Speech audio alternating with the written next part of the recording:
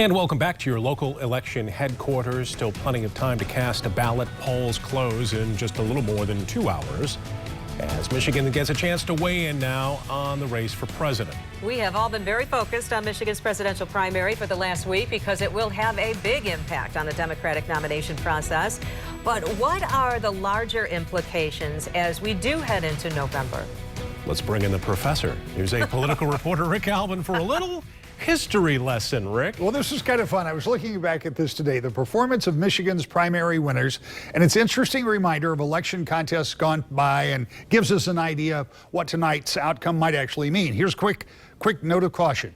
For years, political reporters like me have used past performance to predict future outcomes. Increasingly, that's a risky formula. But as a reminder, let's go back and look at some of those winners here in Michigan. 1992, George H.W. Bush is president. He won Michigan 4 years earlier in the general. He and Bill Clinton won the Michigan primary that year. They both were their party's nominee. Clinton went on to win the state and the White House in November.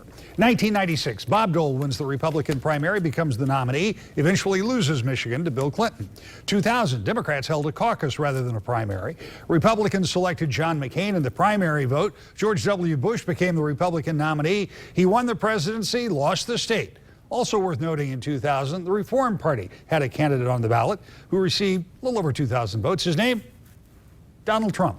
2008, Hillary Clinton won the Democratic primary in the state. Mitt Romney won the Republican contest. Neither would go on to win their party's nomination. Barack Obama ultimately won Michigan and the presidency in the general election of that year. 2012, Barack Obama, Mitt Romney both won their party's primaries and nomination. President Obama won re-election and Michigan in November. Then to 2016, Bernie Sanders won the Democratic primary. Donald Trump won the Republican contest. Sanders, as you know, did not get the Democratic nomination. And for the first time in 28 years, the Republican, Donald Trump, won in Michigan and the general election. So the results are mixed. A lot of years where there were caucuses for some parties instead of primaries, so that's kind of apples and oranges. It's hard to compare. And what we know is nonetheless that this is going to be a big impact election tonight for the Democratic nomination process, because you have essentially two candidates that are still left. One that's seen a lot of momentum in the last 10 days. If Joe Biden continues that momentum tonight in Michigan particularly, I think that says a whole lot about where this race is going.